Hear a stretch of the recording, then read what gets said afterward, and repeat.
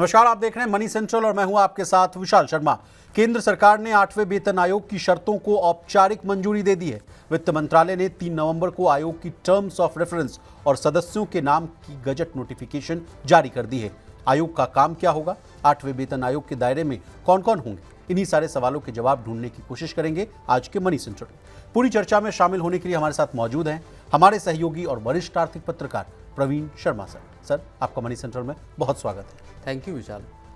केंद्र सरकार ने आखिरकार लंबे इंतजार के बाद 8वें केंद्रीय वेतन आयोग के गठन की आधिकारिक रूप से घोषणा कर दी। वित्त मंत्रालय के एक्सपेंडिचर डिपार्टमेंट की ओर से 3 नवंबर को जारी गजट अधिसूचना में आयोग का कंपोजिशन, सदस्यों, कार्यक्षेत्र यानी टर्म्स ऑफ रेफरेंस और मुख्यालय का जो डिटेल है वो साझा किया गया है। अब क्या है इस गजट नोटिफिकेशन के मायने, एकदम आसान भाषा में इसको डिकोड करने की कोशिश करेंगे। इसके अलावा आज चर्चा करेंगे पेंशन फंड की। भारत के शेयर बाजार में भरोसे की नई लहर दिख रही है। अब पेंशन फंड्स जो अब तक सुरक्षित निवेशकों के लिए जो है जाने जाते थे, तेजी से शेयरों की ओर रुख कर रहे हैं। इसका मतलब क्या है, जानने और समझने की कोशिश करेंगे। और अंतिम में चर्चा करेंगे वोडाफोन आइडिया की। कल की 2 गुड न्यूज़ के बाद आज फिर से वोडाफोन आइडिया के लिए एक और अच्छी खबर आई।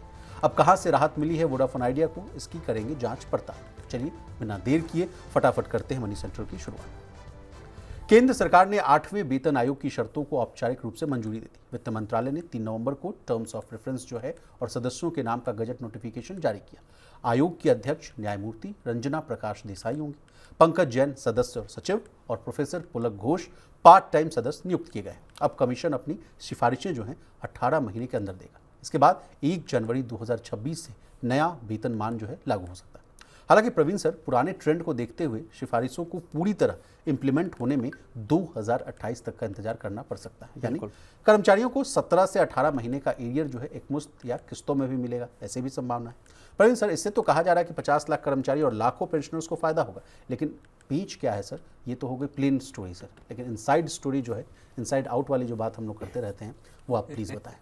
नहीं, इनसाइड आउट वाली बात इसमें देखिए, जो टर्म्स ऑफ रेफरेंस को मंजूरी दी और अब जो गजट नोटिफिकेशन में इस चीज़ का सारा जिक्र है, उसमें कई बातों को साफ तौर पे कहा गया है। मसलन एक बड़ी बात विशाल यहाँ पे सर ये है कि जो सरकार ने कहा है, इनके जो कामकाज का दायरा है उसमें ये कहा है कि आप वेतन, भत्तों, पेंशन और बाकी चीज़ों पर जो सलाह देंगे उसमें फीजिबिलिटी का भी आपको ध्यान रखना है कि क्या जो आप सिफारिशें दे रहे हैं क्या वो फीजिबल है। तो ये एक बड़ा फैक्टर है जिसमें इस बात को व्यवहारिकता आखिर क्या है, आप ऐसी सिफारिशें न दें जो कि हवाई हों, जो जिनका खजाने को लेके बहुत ज़्यादा डिस्प्रपोर्शनेट इम्पैक्ट खजाने पर जिसका आए, ऐसी आप सिफारिशें न दें। एक तो ये इसमें बड़ी बात है जी।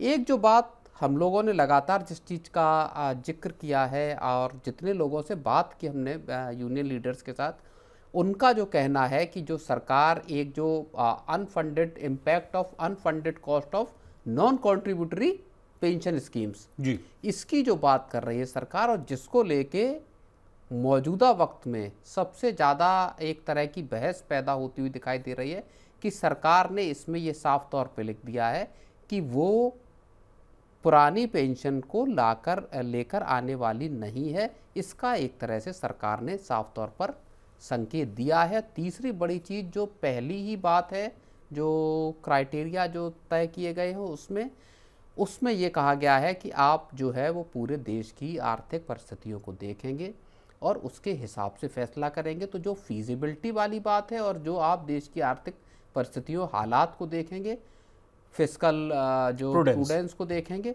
उसकी बात है जी। एक बड़ी चीज़ ये है कि सरकार ने पैनल को इस बात का अधिकार दिया है कि वो ज़रूरत पड़ने पर डोमेन एक्सपर्ट हों, एडवाइज़र्स हों, इनको भी अपॉइंट कर सकती है, पैनल कर सकता है और उनकी राय ले सकता है इस मामले में। जी। अब सर, जो फिजिबिलिटी की आपने बात कही, इसी से 1-2 सवाल उठते हैं। प्रवीण सर, एक दो सवाल ये उठ रहा है कि कहा जा रहा है कि आप कह रहे हैं कि जो बोझ पड़ेगा, तो इससे एक पहला सवाल तो ये उठता है कि क्या फिटमेंट फैक्टर को लेकर जो है कटौती की जा सकती है, जिस तरह से जो कहा गया कि 7वें वेतन आयोग में 2.57 का है इस समय जो है अभी मौजूदा, अगर सारी बातों का लबोलुबाब देखा जाए तो कहा जा रहा है कि 2.8 से लेकर 2.9 या 3.0 के फिटमेंट फैक्टर की बात कही जा रही है सर। हालांकि अगर टू बी वेरी प्रिसाइज 2.86 का बात भी चल रहा है सर, तो क्या ये कम हो सकता है सर? नहीं, देखिए, ये सरकार ने एक मोटा आइडिया जरूर इस बात का लगाया होगा कि वो 8वें वेतन आयोग पर सालाना कितना खर्च करना चाहती है। जो खजाने में पैसा है उसमें से कितना, मान लीजिए जैसे पिछला जो 7वां वेतन आयोग था उसमें हर साल 1 लाख करोड़ रुपए से ज़्यादा का थोड़ा सा वो खर्चा सालाना का था जी। इस बार सरकार क्या सोच रही कि 1 जनवरी 2026 से वो अपने खजाने पर किस तरह का बोझ लेने को तैयार है। 1 लाख करोड़, 1.25 लाख करोड़, 1.5 लाख करोड़, और इसको ही मद्देनज़र रखते हुए एक मोटी समझ सरकार के दिमाग में जरूर रही होगी जी। कि हमको इस दायरे के भीतर लेकर आना, और इस चीज़ के जो फीलर्स होंगे वो आपके आयोग के पास जरूर होंगे जी। तो अब उसमें जो 2.86 की बात आप कर रहे हैं, ये सीधे तौर पर ये बताता है कि जो बेसिक कर्मचारी संगठन हैं उनकी दरअसल इसकी डिमांड है। अब सरकार इसमें कितनी काट-छाट करती है, या आयोग के साथ जब डेलिब्रेशंस होते हैं, बातचीत होगी, जब जो ट्रेड यूनियन या जेसीएम जो है उनकी, वहाँ पे जाकर इस पर किस चीज़ को लेके सहमति बनती है, ये फिर एक बड़ी देखने वाली लेकिन प्रवीण बात सर, जब हम लोगों ने कन्वीनर जो एनसीजेसीएम के हैं कन्वीनर जो शिव गोपाल मिश्रा साहब, उनसे जब बातचीत की तो उन्होंने कहा कि ये जो पूरी फिटमेंट फैक्टर को जो तय करने वाला जो प्रक्रिया है, इसको भी चेंज करने की बहुत ज़रूरत है। डीए का जो कैलकुलेशन करने का जो प्रक्रिया है उसमें भी अमूलचूल बदलाव करने की ज़रूरत है। इस पर आप क्या सहमत हैं उनकी तर्क से या नहीं, बिल्कुल, असहमत हैं? मुझे तो ये लगता है कि जो पूरी की पूरी अप्रेजल की जो प्रोसेस है सरकार की, और हम लोगों ने जितने भी बार इसको डिस्कस किया है और थोड़े लार्जर पर्सपेक्टिव में जब भी इसको लेके बात की है, तो हमने हमेशा इस बात को कहा है कि ये जो प्रक्रिया है इसको इतना कॉम्प्लेक्स, इतना जटिल कर दिया गया है गवर्नमेंट एम्प्लॉयज़ के अप्रेजल को, कि वहाँ विवाद, वहाँ आंदोलनों का रास्ता हमेशा खुला रहता है। जी। सरकार, और लंबा वक्त हो गया, 7वें वेतन आयोग से लेके 8वें वेतन आयोग के आने में भी 10 साल का वक्त हो गया। 10 साल की अवधि जो एक सरकारी कर्मचारियों के जो अप्रेजल सिस्टम है, मैं इसको अप्रेजल सिस्टम मानता हूँ, उसमें सरकार को एक बड़ा रिफॉर्म करने की ज़रूरत थी। पिछले 10 साल में सरकार इस जगह चाहती तो इस तरह का काम कर सकती थी, जहां इस पूरी प्रोसेस को सिंप्लीफाई किया जा सकता था, इस प्रोसेस को सालाना आधार पे निकाला जा सकता था। अब आप ये सोचिए कि आपने जो मान लीजिए 2.86 का या 3 का फिटमेंट फैक्टर तय किया जी। वो हर उस एम्प्लॉय पर इक्वली लागू हो गया जो सरकारी सिस्टम में है। जो भी केंद्र सरकार का मुलाजिम है उस पर सीधा सीधा लागू हो गया। सब मुलाजिमों का परफॉर्मेंस एक सा नहीं है, किसी का ज़्यादा अच्छा है, किसी का ख़राब होगा। अकाउंटेबिलिटी को आप कैसे फिक्स करेंगे ये भी तय नहीं है इसमें जी। तो ये तमाम ऐसे फैक्टर हैं जिनको गौर करने की जरूरत, गवर्नमेंट को गौर करना चाहिए कि जो अच्छे परफॉर्मर हैं आखिर आप उनको अतिरिक्त क्या फैसिलिटी दे रहे हैं। मतलब आप रिवॉर्ड और पनिशमेंट वाली बात कर बिल्कुल, रहे हैं। तो यहाँ ना अकाउंटेबिलिटी, आपने दिया 3 का फिटमेंट फैक्टर, आपको भी उतना मिला, मुझको भी उतना मिला, मैं लैगार्ड हूँ, मुझे भी फ़ायदा मिल रहा है, आप काम कर रहे हो, आपको इसमें इंसेंटिवाइज किस तरह से किया सरकार ने जी। तो ये तो सबको एक सा मिल रहा है। इस प्रक्रिया को पूरे को बदलने की ज़रूरत थी। अकाउंटेबिलिटी के साथ आपकी वेज ग्रोथ को लिंक करने की जरूरत थी, जैसा प्राइवेट सेक्टर में होता है, ये किया जा सकता है। प्रवीण सर, आपने आंदोलन का जिक्र किया तो आंदोलन से मुझे याद आ गया अक्सर कब कुछ दिनों के बाद ही 9 तारीख को कर्मचारी संगठन का एक वर्ग है जो विरोध प्रदर्शन को बहुत आतुर है। वो कह रहा है कि आपने तो 10 महीने के बाद 8वें वेतन आयोग के गठन की बात की। इसको ये आयोग जो है, जो गठित हुआ है, ये 18 महीने के बाद जो है अपनी सारी सिफारिशें देगा। उसको लागू करते करते काफ़ी समय लग जाएगा। फिर एटक की जो अध्यक्ष जनरल सेक्रेटरी थी, उनसे भी हम लोगों की बातचीत हुई। आपसे हम समझना चाहेंगे सर कि ये 8वें वेतन आयोग को लेकर इतनी रार क्यों है? फिर जो आंदोलन जो हो रहा है, होने की बात कही जा रही है, उसमें जो कहा जा रहा है कि पुरानी पेंशन की मांग को लेकर उठाने की बात कही जा रही है, कहा जा रहा है कि यूपीएस फेल है, एनपीएस में मुझे फ़ायदा मिल नहीं रहा है। इन सारी बातों को आप कैसे देख रहे हैं? पूरा समराइज नहीं, बताएं। मुझे जितनी देखिए, हम लोगों ने पिछले इस पूरे एक हफ्ते में कई लीडर्स के साथ बात की, जिसमें जेसीएम का जो पार्ट है वो भी हैं और अलग अलग यूनियन के मेंबर भी हैं। कल हमारी बात हुई थी एटक की जनरल सेक्रेटरी हैं अमरजीत कौर, उनसे जितनी बात हुई है उसमें मोटे तौर पे ये बात जो समझ में आ रही है कि जो कर्मचारी संगठन हैं उनको दरअसल अभी सरकार के इंटेंट पर उतना भरोसा है नहीं जी। इनको लग रहा है कि सरकार ने जानबूझकर डिले किया। जितने लोगों से बात की वो ये कह रहे हैं कि सरकार ने जानबूझ के इसके ऐलान में डिले किया, आयोग के गठन में डिले किया। एक आयोग के ऐलान को, बिल्कुल आयोग के ऐलान को दिल्ली इलेक्शन के साथ लिंक किया जा रहा है, अब बिहार इलेक्शन के साथ, फिर यूपी के इलेक्शन के साथ, और देन फाइनल जब आउटकम आएगा उसको कह रहे हैं कि वो 2029 तक जाएगा। तो इस तरह का जो कर्मचारियों के बीच में सरकार का जो ऑब्जेक्टिव है या सरकार का जो मकसद है, उसको लेके कर्मचारियों के मन में एक असंतोष का भाव है। वो इसको पॉलिटिकल डिसीजन के तौर पर देख रहे हैं जी। और इसी वजह से एक तो मसला 8वें वेतन आयोग का होगा कि साहब सरकार किस तरह से हार्ड बार्गेन करना चाहती है। सरकार ने पहले ही शर्त ये क्यों डाल दी कि आप देश के आर्थिक हालातों को देखकर चलें, इसका मतलब सरकार देना नहीं चाहती। इस तरह की अविश्वास की बात है। दूसरा, पुरानी पेंशन को लेके पहले से रार चढ़ी हुई है। तो अब वो दो मुद्दे एक तरह से कंबाइन होते हुए दिखाई दे रहे हैं, जहां 9 तारीख को भी एक धरना प्रदर्शन हो रहा है, फिर एक 25 तारीख को भी होने की बात आ रही है सामने जी। तो लगता है कि मामला अभी लंबा चलेगा सर। बिल्कुल। देखिए, सबसे जो महत्वपूर्ण चीज़ें हैं अब वो निकलना तब चालू होंगी जब पहली बैठक होगी आयोग के साथ कर्मचारी संगठनों की। जी। और टर्म्स ऑफ रेफरेंस को लेकर भी रार है सर, कुछ कह रहे हैं कि टर्म्स ऑफ रेफरेंस को लेके अब जब बात होगी तब उसमें जाके बात होगी। अब एक फोरम क्रिएट हो गया है, अब वहाँ जाके कंसल्टेशन की प्रक्रिया स्टार्ट होगी। तो ये एक महत्वपूर्ण चीज़ है। चलिए सर, आगे बढ़ते हैं।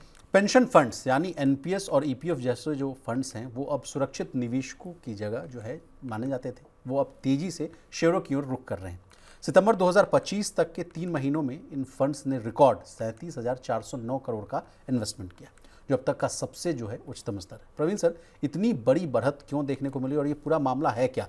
इसके पहले भी सर लगातार हम लोग जो चर्चा करते आते थे कि कहा जाता था कि जो पैसा आपके पास है, अच्छा खासा पैसा, 25 लाख करोड़ के आसपास का फंड आपके पास है, बिल्कुल, तो आप वो डेट में लगा रहे हैं। ठीक है, आपने कहा कि इस पैसे को अगर हम मार्केट से डायरेक्ट लिंक कर दें तो ज़्यादा रिटर्न मिलेगा। वो रिटर्न अगर ज़्यादा मिलेगा तो हम अपने जो मेंबर्स हैं उनको पैसा दे पाएंगे, तो उनको फ़ायदा होगा। तो क्या ये वही वाला मामला है? नहीं, देखिए, ये एनपीएस का डेटा है, जो एनपीएस न्यू पेंशन सिस्टम का डेटा है, जिसमें ये बात आ रही है कि ये 34,000 करोड़ रुपए से ज़्यादा का इन्वेस्टमेंट इक्विटीज़ में पिछले 3 महीने में, सितंबर में ख़त्म हुए 3 महीने के दौरान इन फंड्स ने शेयर बाजारों में किया है। जी। ये जो आंकड़ा है ये माना जा रहा है कि 2016 के बाद से सबसे बड़ा आंकड़ा है किसी भी 3 महीने में शेयर बाजारों में पेंशन फंड्स का इन्वेस्टमेंट को लेके। ठीक है। अब इसमें प्राइवेट जो पेंशन हैं, पेंशन फंड हैं, वो इसमें एक तरह से शामिल नहीं है। एनपीएस का ही ये एक तरह का डेटा है। सितंबर 2024 वाली जो तिमाही थी, जो सितंबर 2024 में खत्म हुई, उसमें केवल और केवल 4,500 करोड़ रुपए के आसपास इन फंड्स ने लगाए थे। जी। अब 4,500 करोड़ से 34,000 करोड़ रुपए का अगर फंड आया है बाजार में जी। तो इसके पीछे कुछ बड़े मकसद और बड़े इसके मायने निकाले जा सकते हैं विशाल। जी। सबसे पहला ये है कि जो एनपीएस को लेके एक रिटर्न को लेके एक बात थी कि रिटर्न ऐसे हों जो आपको इन्फ्लेशन को भी बीट करें और कुछ बेहतर रिटर्न दे सकें, जो लोगों के रिटायरमेंट के ज़रूरतों को पूरा कर पाएँ। तो मुझे लगता है कि एक बड़ा मकसद वो है, और एनपीएस को लेके पूरी की पूरी जो एक अप्रोच है वो हाल के वक्त में बदलती हुई भी दिखाई दी है, जहां नए ऑप्शंस मिल रहे हैं, इन्फ्लेशन लिंक्ड आपको प्लान देने की कोशिश की जा रही है। तो एक मसला वहाँ पे आता है। दूसरा मसला ये आता है कि मार्केट्स की वैल्यूएशन को लेके भी कुछ संभवतः ऐसा लग रहा है जो फंड मैनेजर्स हैं कि यहाँ अभी थोड़े मौके मौजूद हैं। जी, अब लेकिन प्रवीण सर, कहा जा रहा है कि पहले फंड्स को जो है शेयर बाजार में ज़्यादा से ज़्यादा 15% तक का जो है निवेश करने की जो है अनुमति थी, लेकिन अप्रैल 2025 से इसे बढ़ाकर 25% भी किया गया। तो क्या ये भी एक बहुत बड़ा फैक्टर है? बिल्कुल, हाथ खुले हुए हैं और सरकार भी चाहती है कि आप अधिक, देखिए सरकार की एक कोशिश है, और हमने जब कुछ वक्त पहले भी एक एनपीएस को लेके एक स्टोरी की थी जिसमें हमने ये बताया था कि कैसे एनपीएस के सब्सक्राइबर्स की तादाद जो न्यू एडिशंस हैं वो साल दर साल आधार पे कम हो रहे हैं जी। तो वहाँ पे जाके अब सरकार इसको अट्रैक्टिव बनाना चाहती है। सरकार चाहती है कि लोगों की सेविंग एनपीएस में आए जिससे उनका फ्यूचर थोड़ा सुरक्षित हो। लेकिन सर ये कैसे होगा? मनी सेंट्रल में भी हम लोगों ने इस बात को लेकर बहुत ही विस्तृत रूप से चर्चा की थी। कहा गया था कि मात्र 9 से या 10 लोग ही ऐसे जो हैं जो एनपीएस के पैसे को जो है मैनेज कर रहे हैं, और उसको आप रजिस्टर्ड एडवाइज़र कहिए या जो, तो वो लोग प्रचार ही प्रसार उतना नहीं कर रहे हैं। उसके पीछे तर्क दिया गया कि उनको आप अच्छा खासा इंसेंटिव ही नहीं देते हैं। नहीं, इसी वजह से सरकार, अब देखिए जितना फॉर्मल सेक्टर के लोग हैं, फॉर्मल सेक्टर में जो काम करने वाले लोग हैं जिनका पीएफ कटता है, पीएफ मेंबर्स हो गए, उनमें से बड़ी तादाद ऐसी है जो इसके साथ एनपीएस के साथ जुड़ी हुई है। दूसरी बात यह है कि नौकरियों का फॉर्मलाइजेशन करने की सरकार की एक बड़ी कोशिश भी है और इसीलिए एनपीएस का दायरा बढ़ाकर उसमें न्यू एडिशंस बढ़ाने की सरकार की कोशिश है।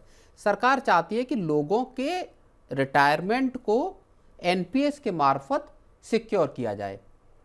अब बाधा सबसे बड़ी क्या आती है कि लोगों को पिछले कुछ वक्त में म्यूचुअल फंड्स ज़्यादा ल्यूक्रेटिव नज़र आए हैं, ज़्यादा अच्छे रिटर्न मिले हैं साल दर साल आधार पे, तो लोगों को लगा कि अगर मुझको रिटायरमेंट के लिए ही प्लानिंग करनी है, पेंशन को लेके प्लानिंग करनी है, तो मैं खुद ही अपना पैसा म्यूचुअल फंड में डाल लूँगा। अभी एसआईपी करूँगा, उसको एसडब्ल्यूपी में तब्दील कर दूंगा, धीरे धीरे मुझे हर महीने पैसा मिलता रहेगा, एक बड़ा कॉर्पस भी खड़ा हो जाएगा, मैं पैसा किसी को क्यों दूँ। जी, लेकिन सर एक अगला सवाल मेरे मन में ये भी आ रहा है कि पहले लगातार जब एनपीएस लाया गया था उस समय भी एक जो है सरकारी कर्मचारियों के वर्ग का एक विरोध था कि हमारा पैसा, रिटायरमेंट का वो पैसा है, उसको आप मार्केट से जोड़ दे रहे हैं, मार्केट लिंक कर दे रहे हैं। उठा पटक आती है तो नेगेटिव रिटर्न आने लग जाएगा, तो उस समय मान लीजिए कुछ पैसा ही ना मिले हाथ में, या जो पैसा है मेरा वो निगेटिव में मिले, तो ये चिंता तो रहती है सर। लेकिन मार्केट लिंक्ड को लेकर एक जो है हमेशा उहापोह की स्थिति रहती है, डायलेमा रहता है, उसको कैसे दूर करें? नहीं, लेकिन बात आपकी सही है, लेकिन उसमें एक चीज़ ये भी है कि आपका 70-80% के आसपास पैसा आपका डेट प्रोडक्ट में जा रहा है, जो एनपीएस के, तो आप कह रहे हैं कि डाइवर्सिफिकेशन भी है। तो उसमें डाइवर्सिफिकेशन भी है, डेट प्रोडक्ट्स सुरक्षित हैं, आपको रिटर्न स्टेबल कम मिलता है लेकिन स्टेबल रिटर्न मिलता है। तो लेकिन रिटर्न को आखिर बढ़ाया कैसे जाएगा? 6 या 7% का अगर एफडी पे रिटर्न है और उसी के आसपास अगर इन्फ्लेशन का रेट है, उसी के आसपास तो निफ्टी का 1 साल का चार्ट का भी रिटर्न है सर। बिल्कुल। तो अब अगर आपको रिटायरमेंट के वक्त अगर हर महीने ज़्यादा पैसे की ज़रूरत है तो वो फिर रिक्वायरमेंट पूरी कैसे होगी? तो रास्ता दरअसल उसका यही निकल के आता है। जाहिर तौर पर रिस्क ज़रूर है मार्केट के साथ कि आपकी वॉलेटिलिटी है, तमाम दिक्कतें हैं, लेकिन फिर भी आपको एक पोर्शन मार्केट में लगाना पड़ेगा, आपको एक सर्टेन जो है डिग्री तक आपको एक रिस्क लेना पड़ेगा। प्रवीण सर, ऐसे भी खबरें बीच में आ रही थी कि गोल्ड ईटीएफ वाला भी ऑप्शन आदमी देख सकता है, यानी जो फंड मैनेजर्स हैं जैसे एनपीएस और ईपीएफओ वाले लोग जो हैं वो कह रहे थे कि गोल्ड में भी अच्छी खासी तेजी होती दिख रही है, तो जो फंड है, कॉर्पस फंड है, इसको कहीं ना कहीं हम लोग गोल्ड ईटीएफ में भी लगा सकते हैं। हाँ बिल्कुल, वो रीट का जो ऑप्शन है, एक एनपीएस का एक क्लास है जिसमें आपके पास ये ऑप्शन होता है, वहाँ पे गोल्ड ईटीएफ, सिल्वर ईटीएफ में भी पैसे लगाने के विकल्प की बात की गई है। जी, चलिए सर आगे बढ़ते हैं। वोडाफोन आइडिया के लिए आज एक और अच्छी खबर आई। भारत के इनकम टैक्स डिपार्टमेंट ने वोडाफोन ग्रुप के खिलाफ 8,500 करोड़ का पुराना टैक्स केस जो था वो वापस ले लिया। ये मामला करीब 17 साल से चल रहा था। असल में साल 2007-8 में वोडाफोन आइडिया ने अपनी कॉल सेंटर सर्विस और कुछ फाइनेंशियल राइट्स जिसमें कॉल पुट ऑप्शंस आते हैं वो किसी दूसरी कंपनी को ट्रांसफर किए थे। आयकर विभाग का कहना था कि वोडाफोन ने यह सौदा बहुत कम दाम पर किया है जिससे सरकार को टैक्स में नुकसान हुआ है। इसी वजह से विभाग ने कंपनी पर 8,500 करोड़ का टैक्स बताया था। वोडाफोन ने इस फैसले को अदालत में चुनौती दी थी। 2015 में बॉम्बे हाईकोर्ट ने वोडाफोन आइडिया के पक्ष में फैसला दिया और कहा कि आयकर विभाग की मांग जो है सही नहीं। इसके बाद मामला जो है सुप्रीम कोर्ट में पहुंचा, लेकिन कई सालों तक कोई अंतिम फैसला नहीं हुआ। अब सरकार ने खुद ही ये केस वापस लेने का फैसला किया है। इससे वोडाफोन ग्रुप को बड़ी राहत मिली है, क्योंकि अब उस पर 8,500 करोड़ रुपए का टैक्स केस खत्म हो गया है सर। तो क्या अब माना जाए सर कि फाइनेंशियल ईयर 26 में जो कह रहे थे कि ऑपरेशन चलाने में दिक्कत होगी, 5G को और हमको एक्सपैंड करना है, compete करना है जियो से, एयरटेल से, तो क्या अब सब चीज़ में राहत मिलती हुई नजर आएगी सर? नहीं, पिछले 2 दिन से वोडाफोन आइडिया बल्ले के लिए बल्ले कम से कम अच्छी कई खबरें, एक साथ 3 खबरें ऐसी हैं जो अच्छी खबरें वोडाफोन आइडिया के लिए आई हैं। एक AGR को लेके सुप्रीम कोर्ट का क्लैरिफिकेशन आया, जिसमें उन्होंने उसका एम्बिट, पूरे के पूरे जो फैसले का एम्बिट है उसको बढ़ाया और एडिशनल AGR तक ही इसको सीमित न रखते हुए जितना भी AGR का बकाया है वोडाफोन आइडिया पर, उसको लेकर सरकार को एक छूट दी कि आप इस पे फैसला ले सकते हैं। दूसरा, अमेरिकन PE फर्म का जो एक बात आ रही थी कि लगभग 35,000 करोड़ रुपए से लेके 52,000 करोड़ रुपए से ज़्यादा की रकम वो लगा सकते हैं वोडाफोन आइडिया में। कंडीशन उसमें ये है कि सरकार की तरफ से एक कंक्रीट राहत की बात यहाँ की जाए जी। और अब तीसरी खबर ये आ रही है कि जो वोडाफोन PLC ने एक 2008 में सौदा किया था एक जो अपनी कॉल सेंटर की एक यूनिट को बेचने का, और उसमें उसको इनकम टैक्स डिपार्टमेंट ने ये माना था कि ये एक इंटरनेशनल ट्रांजैक्शन है जो कि ट्रांसफ़र प्राइसिंग रूल्स के तहत आता है। ऐसे में इस पर 8,500 करोड़ रुपए की टैक्स देनदारी बनती है जी। तो जो IT का जो अपीलेट ट्राइब्यूनल है उसने सबसे पहले 2014 में इसमें जो है फैसला दिया था इनकम टैक्स डिपार्टमेंट के पक्ष में जी। फिर उसके बाद वो आपने जैसा बताया कि सुप्रीम कोर्ट 2016 में मामला गया और उसके बाद लंबे वक्त से जो पेंडिंग पड़ा हुआ मसला था उसको अब अंततः खुद इनकम टैक्स डिपार्टमेंट ने कहा है कि ठीक है हम इस केस को वापस ले रहे हैं। सुप्रीम कोर्ट ने उसकी इजाज़त दे दी। ओवरऑल बात यह है कि अब मैं इसको एक तरह का प्रैग्मेटिक टैक्स को लेके जो डिसीजन है उसमें एक प्रैग्मेटिक डिसीजन है जहां आप एक सर्टेनिटी प्रोवाइड करा रहे हैं किसी भी कंपनी को कि कोई किसी भी FDI लगाने वाली, मान लीजिए विदेशी कंपनी, उसको ये इसका देखिए एक लॉन्ग टर्म इम्पैक्ट ये होगा कि जो टैक्स को लेके जो एक अनसर्टेनिटी थी विदेशी कंपनियों में, इस बात को लेके एक आशंका रहती थी कि आज हम भारत में पैसा लगा रहे हैं, पता चलेगा कि 10 साल बाद या 5 साल बाद सरकार या इनकम टैक्स डिपार्टमेंट एक टैक्स का नोटिस उनको थमा देगी कि साहब आपको तो यहाँ इतना टैक्स देना है जी। तो वो यहाँ पे एक विश्वास, एक भरोसा भी पैदा होता हुआ नजर आएगा विदेशी कंपनियों में, ताकि वो फिर FDI को लेके अपने फैसले ले पाएंगी। जी सर, जिस तरह से हम लोग आपसे चर्चा करते रहते थे कि एक कोई अगर मान लीजिए केस को लेकर ही अगर वोडाफोन आइडिया वाला ही केस दिखा जाए तो इसको ऐसा ना मान लिया जाए कि बहुत ही मतलब ऐसा केस है जिसकी जो है इसका उदाहरण दिया जाएगा दूसरे केस को भी लेकर। तो मैं आपसे समझना चाहता हूँ कि इस तरह की तो बहुत सारी टैक्स की देनदारियाँ और भी कई कंपनियों पर है और कई सेक्टर्स पर हैं, तो वहाँ भी तो इसका रिपल इफेक्ट देखने को मिल सकता है। वहाँ भी लोग कहने लगेंगे कि भाई हमारा भी 8,500 करोड़ के आसपास का, इनका आपने माफ़ किया है, मेरा 18,000 करोड़ के आसपास का, मेरा 1,18,000 करोड़ के आसपास का है, तो उसको भी माफ़ करना चाहिए। नहीं, देखिए ये जो फैसले हैं इसमें एक बात नोट करने वाली ये है कि इनकम टैक्स डिपार्टमेंट ने खुद इस केस को विड्रॉ करने की बात कही, सुप्रीम कोर्ट ने उसको फिर मंजूरी दी जी। अब ये केस टू केस फैसले होंगे अगर इन विवादों को सरकार हल करना चाहती है टैक्स को लेकर। लेकिन सर जहाँ तक दिख पा रहा है इस पिक्चर से तो यही क्लैरिटी पता चल रहा है कि सुप्रीम कोर्ट से भी वोडाफोन आइडिया को राहत मिलती हुई नजर आ रही है। सरकार भी डायरेक्ट नहीं बोल रही है लेकिन अंदर खाने से उसको सपोर्ट करती हुई दिख रही है और ईज ऑफ करने की कोशिश की जा रही है। अब IT देखिए, इनकम टैक्स डिपार्टमेंट भी कह रहा है कि नहीं चलिए भाई 8,500 करोड़ के आसपास। पूरा का पूरा फिर सरकार की तरफ से ही Exactly. एक इनिशिएटिव है कि किसी तरह से कंपनी को बचाने की कोशिशें की जाएं। सरकार बड़ी स्टेक होल्डर है। नया अगर ग्रुप एक आ रहा है पैसा लगाने, मान लीजिए 4 बिलियन या 6 बिलियन डॉलर की अगर कोई इन्वेस्टमेंट के लिए तैयारी करता है तो ये इस सेक्टर का और वोडाफोन आइडिया दोनों का टर्न अराउंड कर सकता है। इस सेक्टर में नए लेवल पे एक कंपटीशन पैदा हो सकता है। 140 करोड़ का भारत का जो देश है वहाँ पे ब्रॉडबैंड से लेके मोबाइल तक डेटा कंजम्पशन को लेके भारत एक इमर्जिंग मार्केट है, उभरता हुआ दुनिया का सबसे मुझे लगता है दूसरा सबसे बड़ा बाजार है टेलीकॉम सेक्टर का। जी। तो ऐसे मार्केट में आपको फिर चीज़ों को अगर आप डिजिटल इकोनॉमी की बात करते हैं तो वो पूरा का पूरा आपका इकोसिस्टम मोबाइल फ़ोन पर टिका हुआ है। जी। अब देखिए ना सर, जैसे आपने राहत वाली बात कही वोडाफोन आइडिया को लेकर, एयरटेल की तरफ से भी खबर आ गई। मित्तल साहब ने कहा कि भाई हमने जो समय से पहले अगर पैसा दे दिया, ड्यूज़ दे दिया, तो हमने क्या कोई गलती करी क्या? नहीं, बिल्कुल। अब ये हो सकता है सरकार इस चीज़ को न चाहती हो कि इस तरह के जो सुप्रीम कोर्ट का फैसला है इसके बाद इस तरह के मामले फिर से कोर्ट में आना शुरू हों।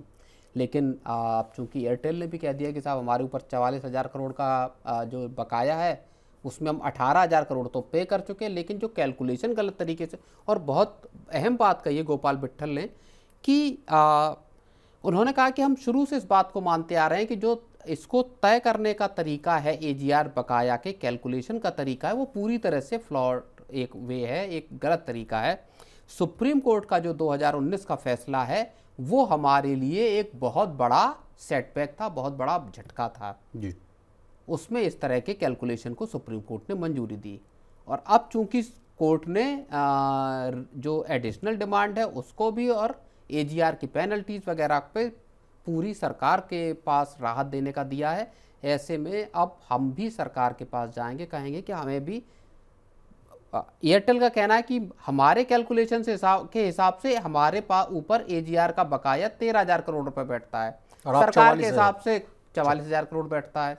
18,000 करोड़ रुपए ऑलरेडी पे कर चुकी कंपनी, तो एक तरह से तो 5,000 करोड़ रुपए की देनदारी सरकार के पास बैठ जाएगी कि आप साहब वापस करो मेरे फंड। क्या फिर एयरटेल में फिर इक्विटी स्टेक खरीद लेगी क्या सरकार? सर नहीं, सरकार इक्विटी स्टेक अब किसी कंपनी में नहीं खरीदेगी ना। मुझे लगता है कि वोडाफोन आइडिया में बढ़ाएगी जब तक कि इस तरह की मजबूरी ना आ जाए कि अगर कुछ चीज़ें आगे नहीं बढ़ती तब। तो सर ऐसा ही कुछ विट्ठल साहब ने जो डिमांड कर दिया, ऐसा ही कुछ फिर अब जियो की तरफ से भी आ जाएगा सर? उनके तरफ से भी तो देनदारी थी। जियो के ऊपर इस तरह के एजीआर बकाया की देनदारी है नहीं, बहुत कम है। हाँ, उन्होंने अपना टाइमली पे किया है। अब रिकैलकुलेशन का अगर मसला आया तो जाहिर तौर पर फिर सारी कंपनियों के साथ ये मामला आएगा। चलिए सर, तो प्रवीण सर आज के मनी सेंटर में बस इतना ही। आपका बहुत शुक्रिया, आपने कीमती समय निकाला, तमाम विषय को बहुत ही आसान भाषा में विस्तार से समझाने की कोशिश की। तो आज के मनी सेंटर में इतना ही। इसी तरह देश, दुनिया और बिजनेस जगत से जुड़ी तमाम ताज़ा तरीन खबरों के लिए बने रहिए हमारे साथ और देखते रहिए मनी नाइट।